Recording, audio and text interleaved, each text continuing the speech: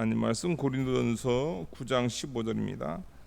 그러나 내가 이것을 하나도 쓰지 아니하였고 또 이 말을 쓰는 것은 내게 이같이 하여 달라는 것이 아니라 내가 차라리 죽을지언정 누구든지 내 자랑하는 것을 헛된 대로 돌리지 못하게 하리라. 사도 바울이 그 고린도 교회 사역자로서 얼마든지 사례를 받을 권리가 있지만은 그가 복음 전파를 위해서 그가 그 사례를 받지 않았다, 이것을 이야기하고 있습니다. 그런데 이제 이 말을 함으로 꼭 사례를 요구하는 것 같이 비춰질 것 같아 가지고 이제 사도 바울이 이런 표현을 하는 겁니다. 그런 뜻에서 한 것이 아니고 내가 차라리 죽을지언정 내가 누구든지 내 자랑하는 것이 헛된 대로 돌리지 못하게 하리라 하면서 16절 보니까요, 내가 복음을 전할지라도 자랑할 것이 없으면 내가 부득불 할 일임이라. 만일 복음을 전하지 아니하면 내게 화가 있을 것이다. 사도 바울이 복음을 전할지라도 그 자랑할 것이 없다, 이렇게 이야기하고 있습니다. 왜냐하면 이것은 하나님께서 주신 소명이라는 거죠. 소명이기 때문에 자신이 부득불 할 일이고, 만일 이 하나님께서 소명을 주셨는데 이 소명을 주신 이 복음 전파를 하지 않으면 그 자신에게 화가 있을 것이다. 복음 전파는 무슨 개인의 유익을 위해서 하는 것이 아니고요, 이건 하나님께서 주신 사명이라는 겁니다.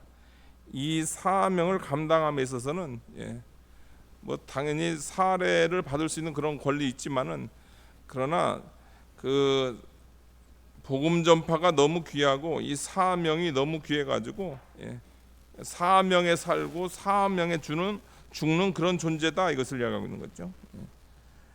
이 귀한 복음 전하지 않으면은 화가 있을 것이다. 그러니까 사역자들은 이 소명에 관한 그 부분에 있어서 사도 바울 같이 이렇게 철저함이 있어야 됩니다.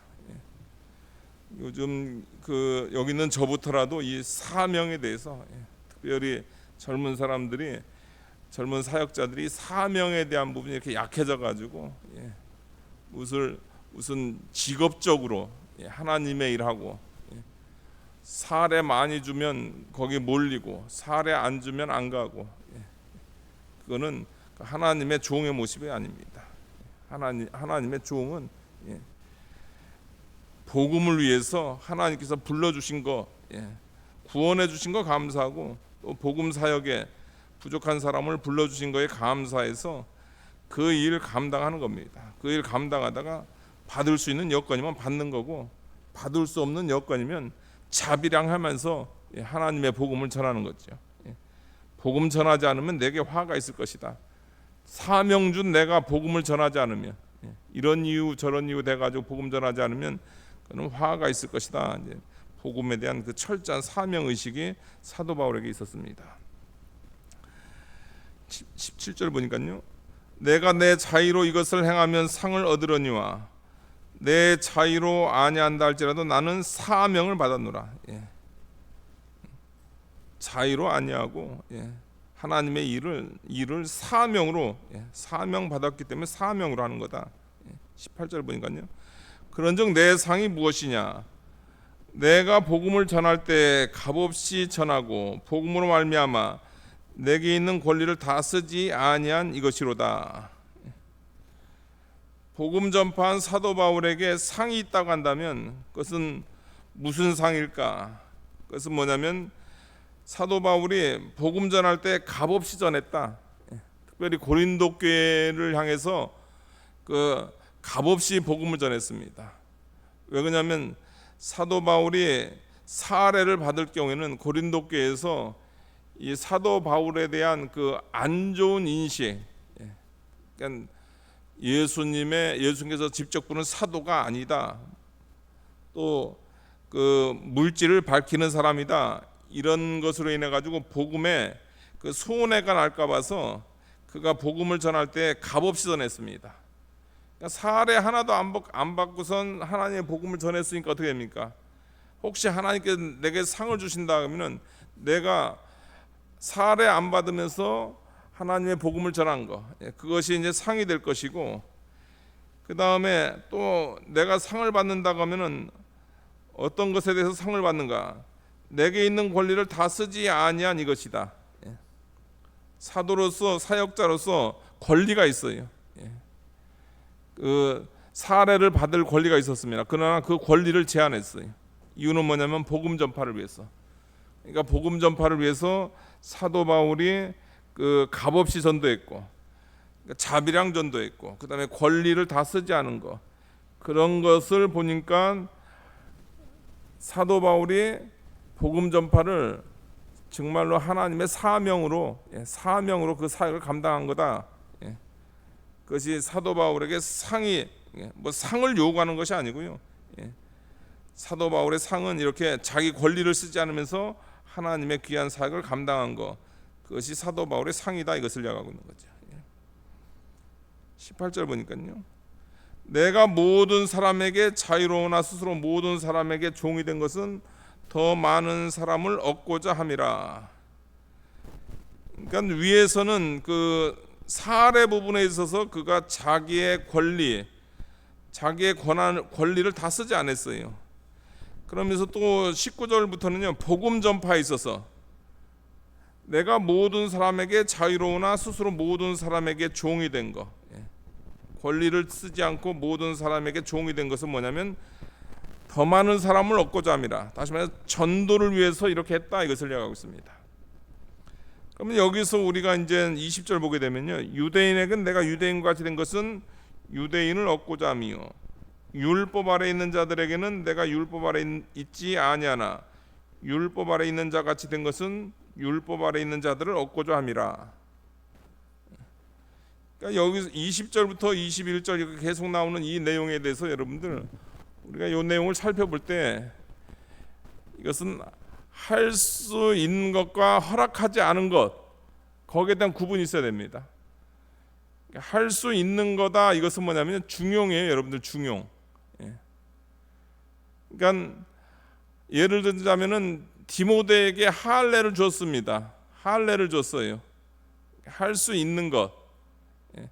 할례는 해도 되고 안 해도 됩니다. 그런데 사도 바울이 할례를 왜 했냐면요, 디모데에게 왜 할례를 했냐면은 유대인들 전도를 위해서, 유대인들에게 내가 유대인과 같이 된 것은 유대인을 얻고자 하려고 디모데에게 할례를 줬어요. 할례를 하라고 했습니다. 그래가지고 유대인을 접촉해야 되니까요. 그러니까 복음 전파를 한 거예요. 복음 전파. 할례를 해야만 되는 것이 아니고요, 복음 전파를 위해서 할례를 했다는 거죠. 그런데 그 디도에게는 할례를 하지 않았습니다. 이유는 뭐냐면요, 그것은 그 디도한테는 할례를 하지 않은 이유는 뭐냐면 그 일종의 의식주의자들이죠. 바리새인들 같은 사람들이란 말이에요. 그런 사람들은 할례를 반드시 해야 된다는 거예요. 예수님도 믿어야 되지만 할례를 반드시 해야 된다는 거예요. 그럴 때는 할례를 안 했어요.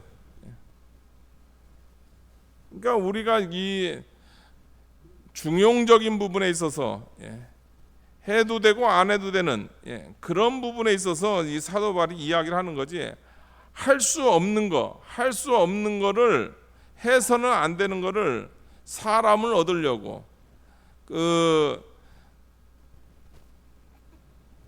사람에게 전도하려고 했다, 이렇게 하면 안 돼요, 여러분들.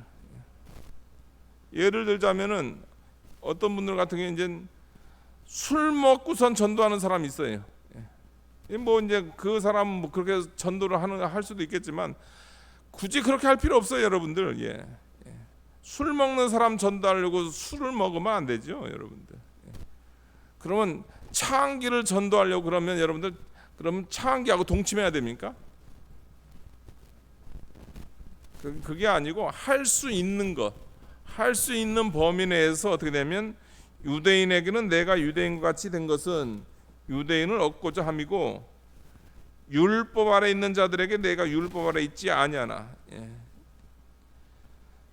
율법 아래, 아직까지 율법 아래 있는 자들이 있단 말이에요. 그러나 사도 바울은 이미 율법에서 자유함이 있었단 말이에요. 그러나 율법 아래 있는 자같이 된 거, 디모데를 할례를 시키는 거, 그런 것을 왜 했는가? 이유는 뭐냐면 전도를 위해서, 율법 아래 있는 자들을 얻고자 해서 그렇게 했다는 거예요. 그냥 해도 되고 안 해도 되는 거란 말이에요. 가능한 거란 말이에요. 가능한 거는 했다. 전도를 위해서 그렇게 했다. 이제 이것을 이야기하고. 율법 없는 자에게는 내가 하나님께 율법 없는 자가 아니요 도리어 그리스도의 율법 아래 있는 자이나 율법 없는 자와 같이 된 것은 율법 없는 자들을 얻고자 함이라. 율법 없는 자다, 무율법주의자다 그렇게 생각하지 않게 하기 위해서 자신은 그리스도의 율법 아래 있는 자이지만은 그러나 그 율법 없는 자를 만나는 데 있어서 허용되는 범위 내에서 어떻게 했어요? 율법 없는 자를 얻고자 그것을 그냥 율법 없는 자가 할 수 있는 그 범위 내에서 그 행동을 했다. 이것을 이야기하고 있는 거죠. 22절도 마찬가지입니다. 약한 자에게는 내가 약한 자와 같이 된 것은 약한 자들을 얻고자 함이라. 내가 여러 사람에게 여러 모습이 된 것은 아무쪼록 몇 사람이라도 구원하고자 함이라. 사도 바울이 이 복음 전파를 위해서 자기가 자유인이지만은 많은 자유를 제한했다는 거예요. 그리고 할 수 있는 거는 얼마든지 맞췄다 이것을 이야기하고 있습니다. 그러니까 성경에서 또 신약 그리스도의 율법 안에서 가능한 거 있단 말이에요. 가능한 거. 가능한 건 어떻게 돼요? 그 가능한 건 해가지고 그 불신자들을 구원해내야 되는 거죠. 또 우리가 이미 율법에서 자유한 사람이지만 이스라엘 사람들, 지금의 유대인들을 접촉하려면 어떻게 됩니까? 그 사람들 아직까지 율법 아래 있단 말이에요. 그러면은 그 사람들이 안 먹는 돼지고기를 굳이 먹으면서 그 사람하고 접촉할 필요는 없어요. 우리가 돼지고기 안 먹고선 유대인 만날 수 있잖아요. 그 사람 유대인 만나면서 굳이 신약 시대는 자유다. 신약 시대는 이런 것에서 해방됐다 해가지고 그 유대인 전도한다고 하면서 그 돼지고기 먹을 필요는 없다는 거예요. 유대인 접촉할 때는 그냥 소고기 시켜 먹으면 되는 거죠. 그렇게 해서라도 어떻게 해서든지 한 사람이나 구원하는 게 낫지. 사도 바울이 가능한 범위 내에서 그가 이 여러 모양으로 하나님의 복음을 전했다 이것을 이야기하고 있습니다. 그러니까 가능한 것이고 해서는 안 되는 것, 그 경계를 우리가 정확히 구분해야 됩니다. 23절 보니까요. 내가 복음을 위하여 모든 것을 행함은 복음에 참여하고자 함이라. 사도 바울이 복음을 위해서 모든 것을 행했어요. 그러니까 가능한 것을 다 행했다는 거예요, 여러분들. 해서는 안 될 것을 한 것이 아니고 가능한 것을 행했다. 그래서 복음에 참여하고자 했다. 이것을 이야기하고 있습니다. 24절 보니까요. 운동장에서는 다름질하는 자들이 다릴지라도 오직 상을 받는 사람은 한 사람인 줄을 너희가 알지 못하느냐. 너희도 상을 받도록 이와 같이 다름질하라. 24절부터는 이제 또 새로운 다른 내용을 이야기를 하고 있습니다. 신앙생활에 있어서 우리가 뭐 해야 되냐면 그 23절까지는 신앙에 대한 그 좋은 것을 우리가 받았다고 한다면은 구원에 대한 좋은 것을 받았다고 한다면은 24절부터는 뭐냐면 그것을 유지해야 된다 이것을 이야기하고 있습니다. 유지하는 거. 받는 것으로 끝나는 게 아니에요. 여러분들이 예수님 믿는 거, 믿음 좋아요. 근데 믿은 다음에 어떻게 하냐면은 여러분이 죽을 때까지 아니면 예수님 재림할 때까지 그 받은 신앙을 계속 유지를 해야 되는 거죠. 그런 의미에서 이제 이 말씀을 하는 겁니다. 운동장에서 다름질하는 자들이 다릴지라도 오직 상을 받는 사람은 한 사람인 줄 너희가 알지 못하느냐. 그러니까 운동 경기에서 상 받는 사람은 한 사람이에요. 여러분들 한 사람인데 우리의 믿음의 경주는 다릅니다. 여러분들 다 잘하면 다 받을 수 있는 거예요. 뭐 운동 경기에서는 1, 2, 3등 이렇게 가리지만은 우리 믿음의 경주는 여기 있는 우리 성도들이 하나님께로 받은 그 귀한 신앙을 만약에 우리가 다 믿음의 경주 잘해가지고 그것을 다 끝까지 유지했다, 그러면 다 상 받는 거예요. 그 차이가 있습니다. 세상 경주와 믿음의 경주는 차이가 있습니다. 너희도 상을 받도록 이와 같이 다름질하라. 그러니까 쉬면 안 돼요, 여러분들. 신앙은 중간에 포기하면 안 됩니다. 다름질을, 상을 받도록 끝까지 다름질을 유지해야 돼요. 마태복음 10장 22절입니다. 마태복음 10장 22절.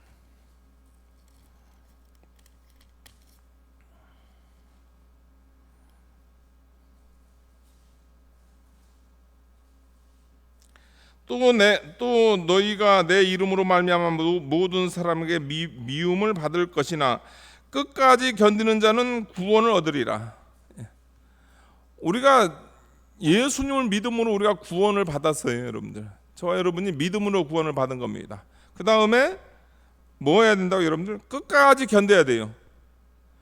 그러니까 그 구원을 유지해야 되는 거예요, 여러분들. 그 구원을 계속 유지하는, 끝까지 견디는 자는 그 처음 받은 구원이 그 사람의 구원이 되는 거죠. 구원을 얻으리라.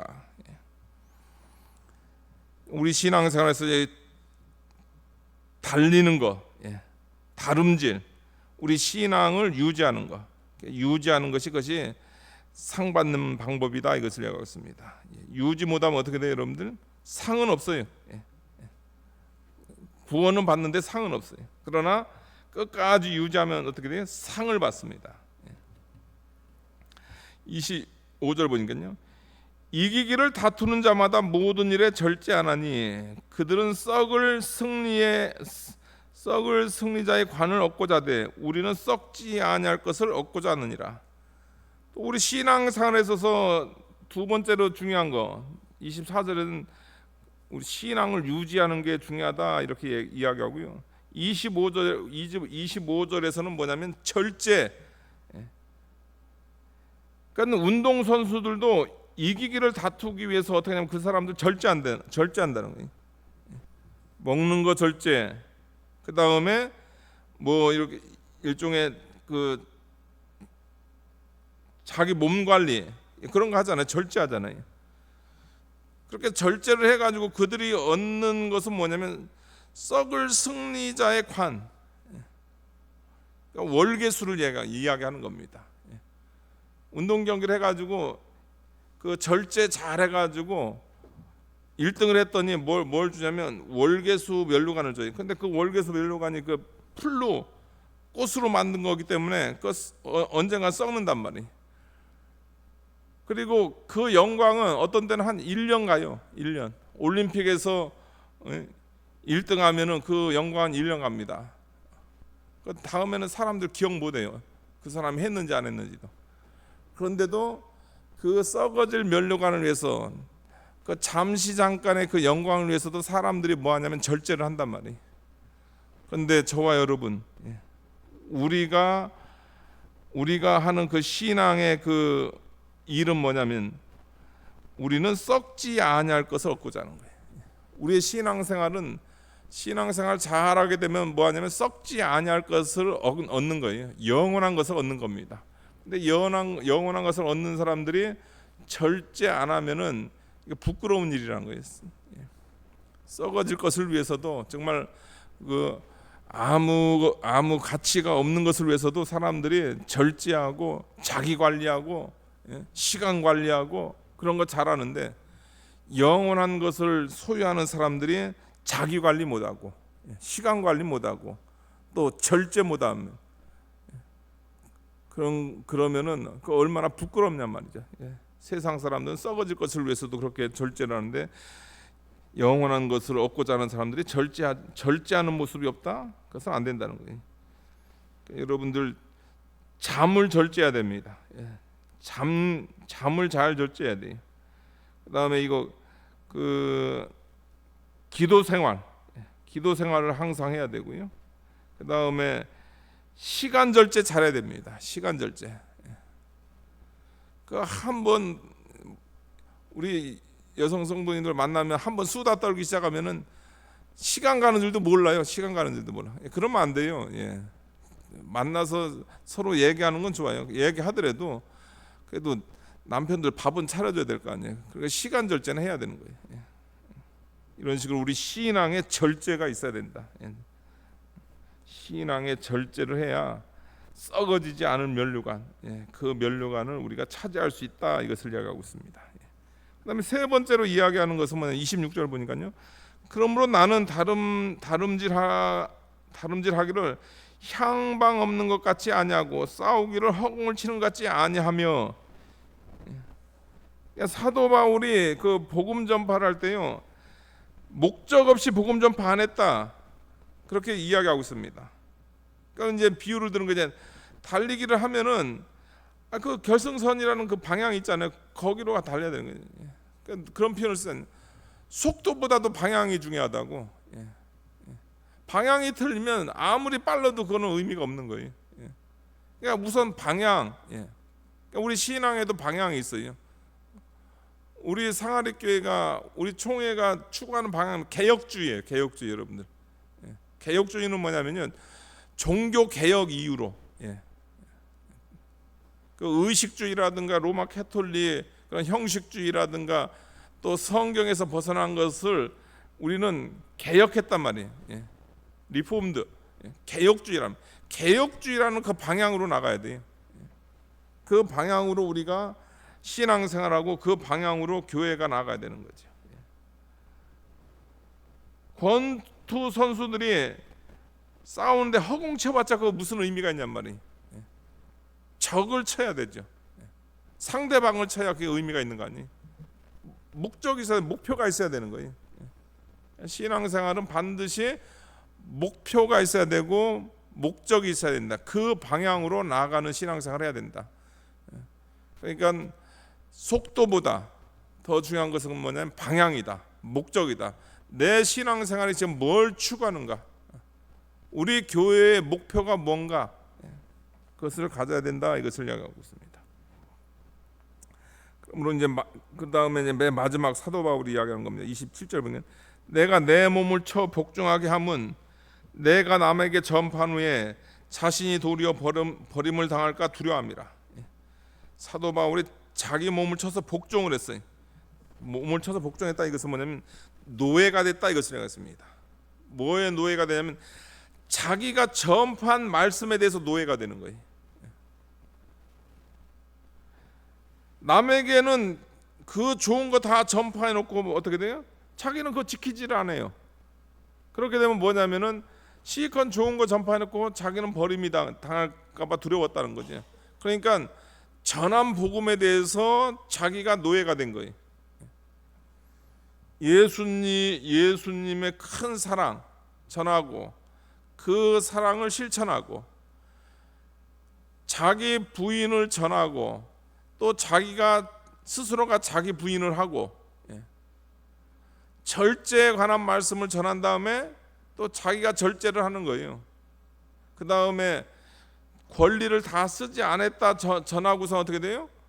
그 다음에 자기가 권리를 안 써야 되는 거죠. 실컷 자기 입술로는 그 목회자가 희생해야 된다 해놓고 정작 희생하지 않으면 그 겉으로야 사람들이 뭐라고 안 하니까 속으로 욕할 거 아닙니까?